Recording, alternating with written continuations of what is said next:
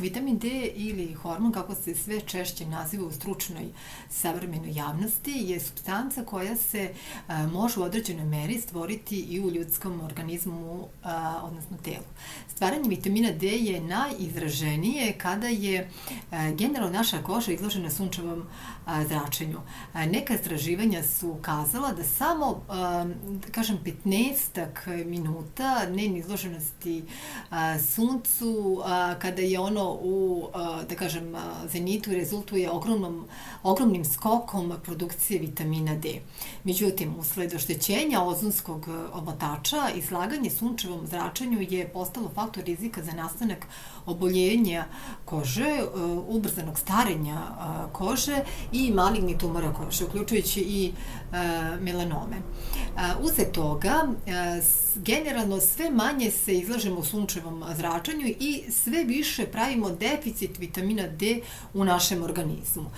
Deficit ovog veoma značajnog vitamina može da dovede do brojnih zdravstvenih tegoba, takođe i poremećaj rizika po nastanak različitih oboljenja. Ranije je njegova funkcija u telu bila primarno vezana za samo zdravlje kostiju, regulaciju metabolizma minerala kalcijuma, međutim savremena istraživanja su ukazala da ovaj dragoceni, vitamin ima daleko veći značaj na samo ljudsko zdravlje i da utiče na brojne organske sisteme u našem organizmu.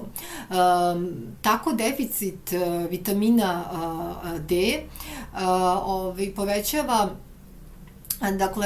rizik za različite oboljenja, daleko bilo i kancer dojke, kolona, jajnika, prostate, limfnog sistema, jednjaka i tako dalje.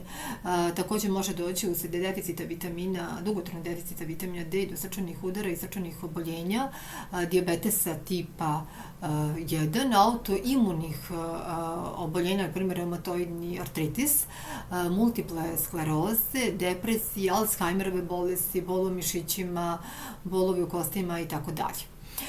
Sad postavlja se pitanje da li je potrebno dodatno uzimati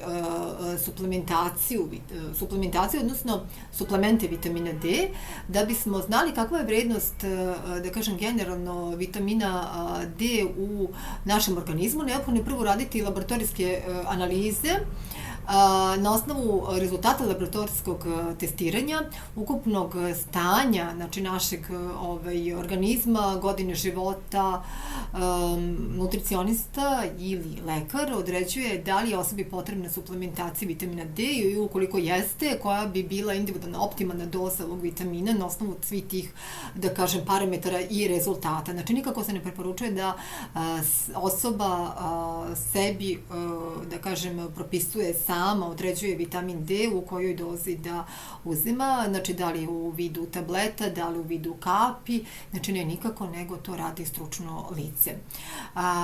Šta još bitno? Ovaj vitamin se nalazi u grupi takozvanih liposolubilnih vitamina, znači to su vitamine rastvorljive u mastima, što praktično ima dva značenja.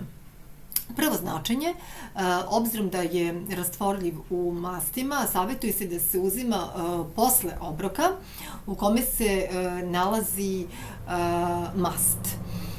Najbolje bi bilo u poslepodnevnim satima, da li će to biti uz ili odmah nakon ručka ili uz večeru ili odmah nakon večere, s obzirom da je tada iskorisljivost vitamina D najviša.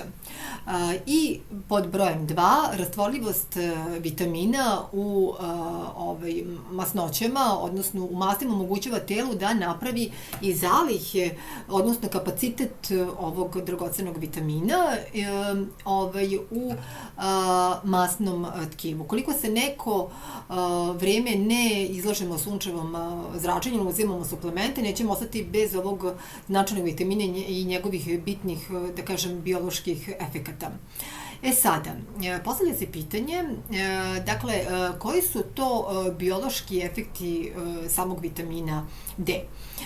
Optimalna doza vitamina D u našem organizmu je dobar, da kažem, protektivni faktor protiv mnogih oboljenja, kao što su prevencija određenih vrsta malignih oboljenja, prevencija srčanih oboljenja, srčanog udara i ostalih, znači, oboljenja, da kažem, kardiovaskularnog sistema, umanjuje rizik od nastanka dijabetesa, umanjuje vrednosti krvnog pritiska, poboljšanje zdravlja i funkcionisanje kosti, umanjuje rizik od nastanka, da kažem, gubitka koštane masti, odnosno osteoporoze, poboljšava raspoloženje, koncentraciju, odnosno memoriju, poboljšava rad imunološkog sistema, znači jača imunitet, umanjuje rizik od pada kod starijih osoba, umanjuje rizik od nastanka Alzheimerove bolesti, multiple skleroze, kao i autoimunih oboljenja.